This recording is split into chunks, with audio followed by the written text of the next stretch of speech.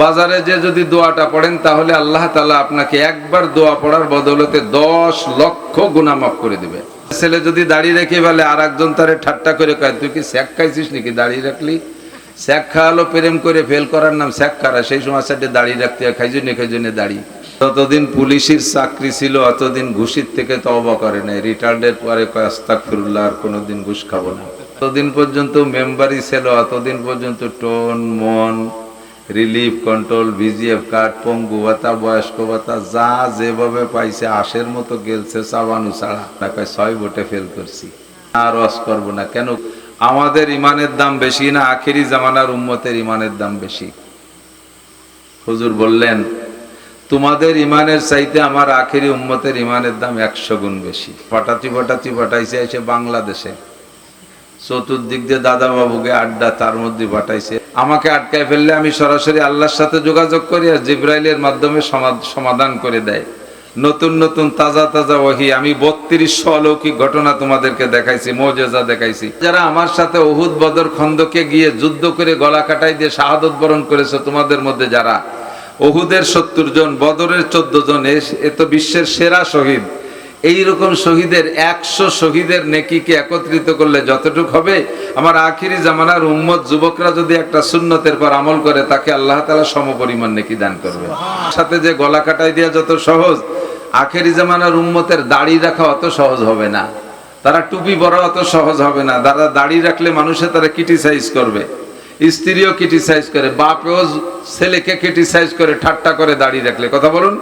ছেলেতে যদি সুন্নতি পোশাক পরে আব্বাই তারে ঠাট্টা করে, স্বামী যদি দাড়ি রেখে বেলা স্ত্রী তারে ঠাট্টা করে। ছেলেতে যুবক ছেলে দাড়ি রাখছে, তার মা তারে কয় যে তোর বাপ আজ সাবালে গেল না, তুই বুড়ো হয়ে গেলি কেউ আসো না। ছেলেতে দাড়ি রেখে বুড়ো হয়ে গেছে, তার বাপের বয়স 60 বছর, দাড়ি রাখে না বলে সাবালে গইনি। স্বামীতে দাড়ি রাখছে যুবক স্বামী, স্ত্রীতে তারা ঠাট্টা করে কয় তোমার মত বড় দাদার মতো দেখা যাচ্ছে। এই দাদা আর চাচা কইলে সে সময় দাড়ি রাখা কঠিন না? কলেজের ছেলেরা যদি জামা জুব্ব পাগড়ি পরে, তাহলে তাদেরকে লাদেন বাহিনী, রাজাকার, মৌলবাদ, তালেবান দুনিয়ার ট্যাগ দিতে তালে থাকে। কলেজের ছেলে যদি দাড়ি রেখে বলে আর একজন তারে ঠাট্টা করে কয়, তুই কি স্যাক খাইছিস নাকি দাড়ি রাখলি? স্যাক খাওয়ালো প্রেম করে ফেল করার নাম স্যাক খারা। সেই সময় সাথে দাড়ি রাখতে হয়, খাইজনে দাড়ি। এই দাড়ি রাখছে সে সুন্নতের মহব্বতে, তারে এই বলে ঠাট্টা করতে তালে থাকে। তারে দাড়ি রাখা কঠিন কিনা কথা বলেন? এই সময় দাঁড়িয়ে রাখলে সাহাবাই কিরামদের শহীদদের 100 শহীদের নাকি এক একজনকে দেওয়া হবে, আল্লাহ তাআলা দান করবেন। এর মানেই হলো প্রতিকূল পরিবেশে ইবাদত করলে আল্লাহ বেশি খুশি হয়। মাঝে মাঝে বলে তাকে, মসজিদ বানাইছেন, সুন্দর মসজিদ, মসজিদের মধ্যে বসে দোয়াটা পড়লে শুধু দোয়া পড়ার নেকি পাবেন, কোনো ফজিলত পাবেন না। এটা কাবা ঘরের মধ্যে বসে পড়লেও শুধু একটু দোয়া পড়ার নেকি পাবেন, অন্য কোনো ফজিলত পাবেন না। অথচ এই দোয়াটা যদি আপনি হাটে যাইয়ে বাজারে যেয়ে পড়েন, পাশে বাজার আছে না, বাজারে যে যদি দোয়াটা পড়েন, তাহলে আল্লাহ তাআলা আপনাকে একবার দোয়া পড়ার বদৌলতে 10 লক্ষ গুনাহ মাফ করে দিবে। তাই না? ঠকবো আর ঠগাবো, বাজারের উদ্দেশ্য কি? ঠকবো অথবা ঠগাবো। আমি ঠকবো বিক্রেতার কাছে, অথবা বিক্রেতারে ঠগাইয়া আমি লাভ করে আসবো। এই দুই উদ্দেশ্যেই বাজারে যায়। সম্পূর্ণ দুনিয়া 100% দুনিয়া, বরঞ্চ কত নিকৃষ্ট জায়গা। নবী পাক বলেন, আবগাজুল বিলাদ ইলাল্লাহি আসওয়াকুহা, দুনিয়ার সবচেয়ে নিকৃষ্ট জায়গার নাম হলো বাজার। একটু বলবেন জায়গার নাম কি? বাজার। সবচেয়ে ভালো জায়গার নাম কি? সবচেয়ে ভালো জায়গার নাম বাজার। ওয়া আহাব্বুল বিলাদ ইলাল্লাহি মাসাজিদুহা, আর দুনিয়ার সবচেয়ে সেরা জায়গার নাম কি? আরেকবার, মসজিদ। তো মানুষের মন মসজিদমুখী হবে না, ভালো জায়গার দিকে মন যাবে না, বাজারের দিকে মন যাবে। বাজার খুব ভালো জায়গা, বাজার খুব ভালো লাগে। কোন চার দোকান এই জায়গার লোকাল যে খুব কমই থাকে, শহর অঞ্চলে বড় বড় সেগুলো ভিন্ন কথা। আমাদের হাট বাজারে লোকাল চার দোকান, নিচে মাটি, কেশর মাটি বিড়বিড় করতেছে, তার ভিতরে বিড়ির পাশা, স্যাপ কাশ, পচা গন্ধ, কুয়ে গন্ধ, দুটি সুসমৈরে রয়েছে বেঞ্চের তলে।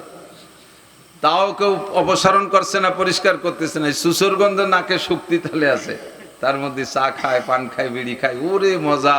সকাল 8টা থেকে রাত 1টা পর্যন্ত মেসির খেলা না দেখে বাড়ি আসে না। সুবহানাল্লাহ। আর মসজিদের ভিতরে কত সুন্দর ঘ্রাণ, কত সুন্দর পরিবেশ, টাইলস আছে, কার্পেট আছে, ফ্যান আছে, এসি আছে, কত চমৎকার জায়গা। কোনো মিথ্যে কথা নাই, কোনো বিড়ির গন্ধ নাই। সে জায়গা কে ভালো লাগে না? কথা বলুন, ঠিক না?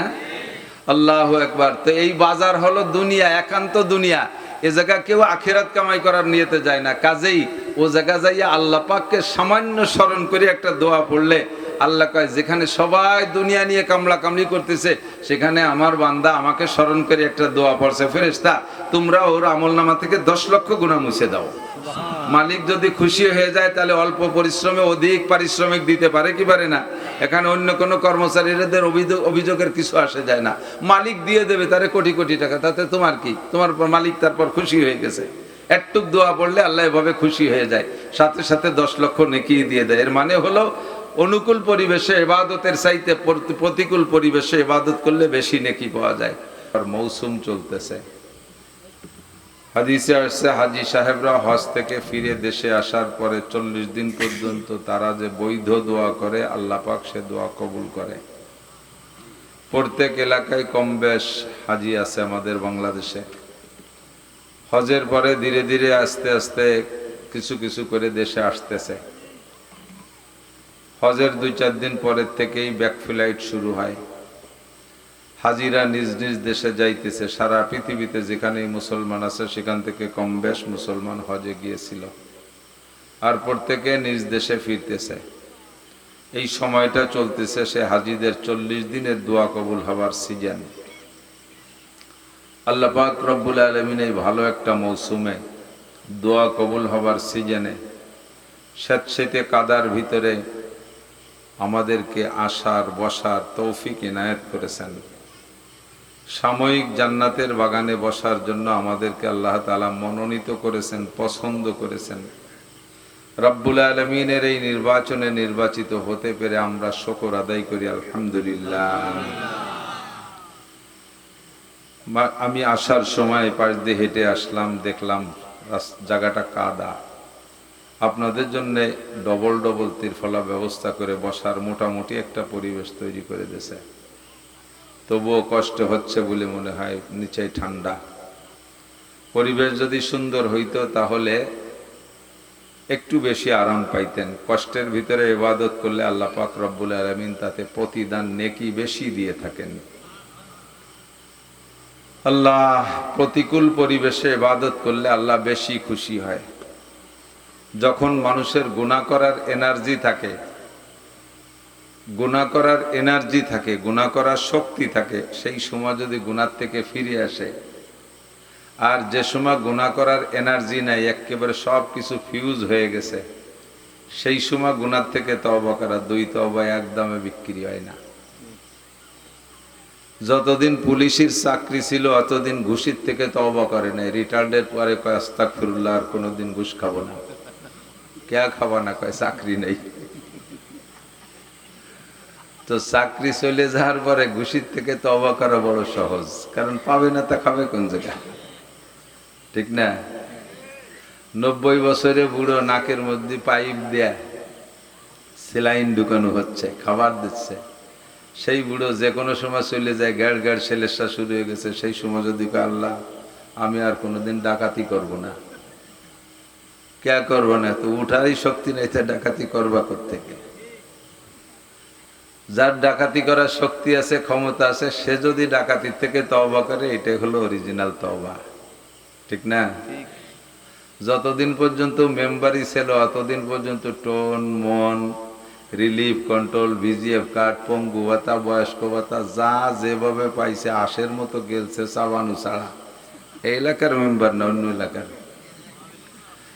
তো মেম্বারি ছুটে যাওয়ার পরে যদি যেবার ফেল করছে, সেইবার যদি আর কোনোদিন এই আকাম করবো না, কে করবো না? কয় 6 ভোটে ফেল করছি।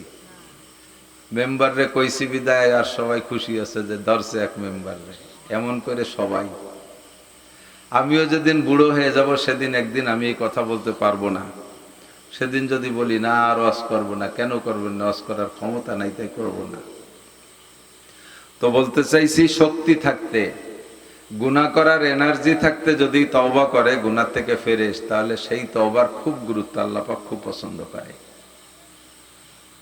এর মানেই হলো প্রতিকূল পরিবেশে ফিরে আসা, ইবাদত করা। সাহাবায়ে কেরাম নবী আলাইহিস সালামকে জিজ্ঞাসা করেছিলেন, হুজুর আমরাও মোমেন, কিয়ামত পর্যন্ত আপনার উম্মতরা তো একের পর এক আসতে থাকবে, তারাও মোমেন হবে, ইমানদার হবে, আমরাও আপনার কলেমা পড়ে, আল্লাহর কলেমা পড়ে ঈমান গ্রহণ করেছি, লা ইলাহা ইল্লাল্লাহ মুহাম্মাদুর রাসূলুল্লাহ, আমরা মুমিন। আর সাহাবাই কিরামরা ওই কলেমা পড়ে ঈমান গ্রহণ করেছে, মুমিন। আমরা সেই কলেমায় মুমিন না? তো সাহাবাই কিরাম জিজ্ঞেস করেছিলেন যে হুজুর, আমাদের ঈমানের দাম বেশি না আখেরি জামানার উম্মতের ঈমানের দাম বেশি? হুজুর বললেন, তোমাদের ঈমানের চাইতে আমার আখেরি উম্মতের ঈমানের দাম 100 গুণ বেশি। খুশি হলেন না বেজার হলেন? আমরা দাবি করতে পারি আল্লাহ যদি আমাদেরকে নবীর জামানা বানাইতো তাহলে আমি আবু বকর হইতাম, ওমর হইতাম, উসমান হইতাম, আলী হইতাম। আমাদেরকে 1500 বছর পরে পাঠাইছে, আবার পাঠাইছে এসে বাংলাদেশে। চতুর্দিক দিয়ে দাদা বাবুকে আড্ডা, তার মধ্যে পাঠাইছে। এর মধ্যে ঈমান আনা, ঈমান গ্রহণ করা কত কঠিন। তো তুমি আমাদেরকে এত পরে এত পিছে পাঠাইয়া হাতে ধরে ঠগাইলে কে? আল্লাহরে যদি কই, আল্লাহ কয় তোমাদেরকে ঠগাই নেই, তোমাদের বাঁচানোর জিতানোর ব্যবস্থা আমার কাছে আছে। নবীর সামনে থেকে যারা কলেমা পড়ে ইসলাম গ্রহণ করেছে তাদের ঈমানের চাইতে তোমাদের ঈমানের দাম 100 গুণ বেশি। জোরে বলি সুবহানাল্লাহ। তাহলে আমাদেরকে আল্লাহ ঠগাইছে না জিতাইছে? আমি নবীর জামানায় হয়ে কি আবু বকর হইতাম না আবু জাহেল হইতাম, তারই বা ঠিক কি? কথাগণ। ওমর হইতাম না আবু লাহাব হইতাম, তারই বা ঠিক কি? উসমান হইতাম না উতবা সাইবার একজন হইতাম, তারই বা ঠিক কি? আখেরি জামানায় এসে আমার আব্বার নাম আব্দুল গনি, মায়ের নাম রাবেয়া, আব্বার নাম আব্দুল খালেক, মায়ের নাম সালেহা, আব্বার নাম আব্দুল রহিম, মায়ের নাম রহিমা। এই সমস্ত আব্বা আমাদের ঘরে জন্ম নেওয়ার কারণেই তো আমাদের কলেমা পড়তে পড়তে সহজ হয়েছে। তাহলে আল্লাহ আমাদেরকে বাঁচাইছেন। কথা বলুন ঠিক না? তো সাহাবাই কিরামকে বললেন, তোমাদের ঈমানের চাইতে আখেরি উম্মতের ঈমানের দাম 100 গুণ বেশি। তার কারণ কি? তোমরা হলে অনুকূল পরিবেশে। এখন তোমরা যে কোনো বেকায়দায় আটকে গেলে, আমাকে আটকায় ফেললে আমি সরাসরি আল্লাহর সাথে যোগাযোগ করি, আর জিবরাইলের মাধ্যমে সমাধান করে দেয়। নতুন নতুন তাজা তাজা ওহী। আমি 3200 অলৌকিক ঘটনা তোমাদেরকে দেখাইছি, মুজিজা দেখাইছি। এ দেখে ইসলাম গ্রহণ করা অতি সহজ।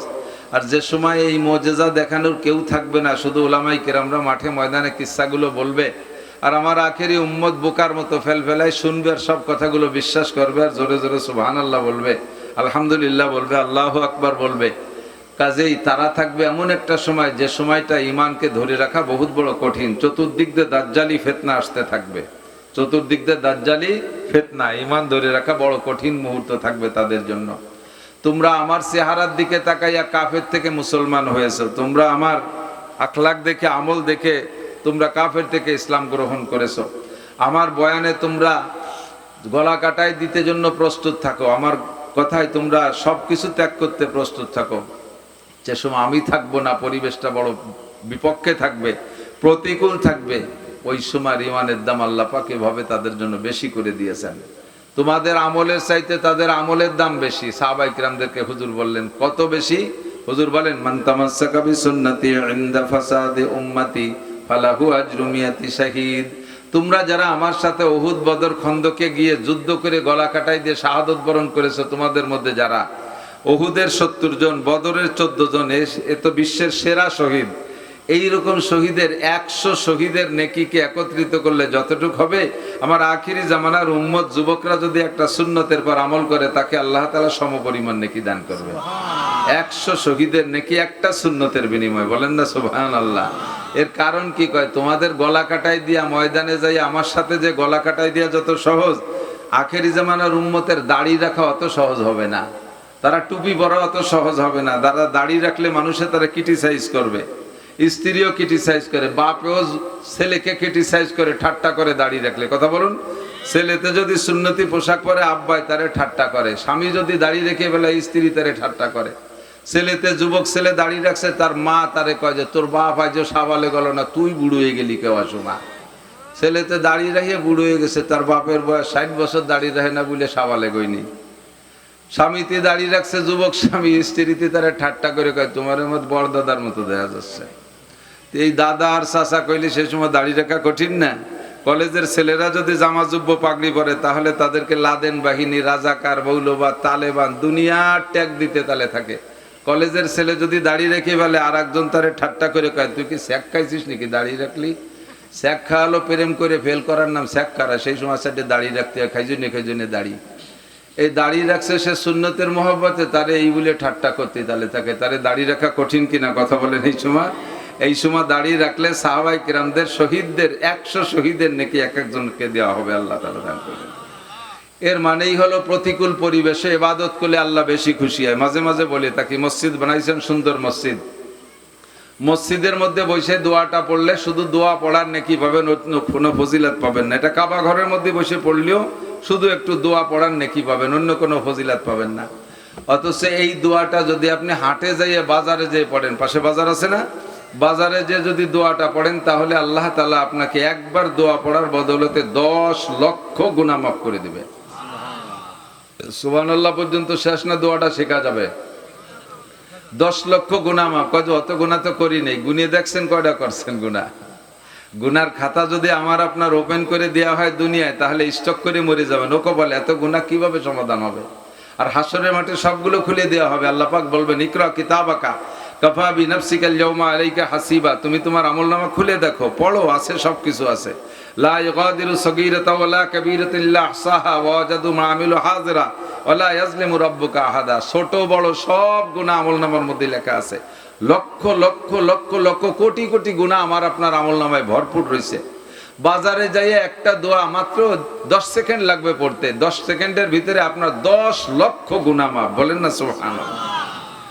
এবার ফেরেশতাকে আল্লাহ তাআলা আরো বলবেন, এই বাম কাদের ফেরেশতাদের আমলনামা থেকে যেহেতু গুনাহ মুছে দেওয়া হয়েছে, ডাইন কাদের ফেরেশতা সমপরিমাণ অর্থাৎ 10 লক্ষ নেকিও তার আমলনামায় লিখে দাও। দোয়াটা পড়তে হবে কোন জায়গায়? মসজিদে না বাজারে?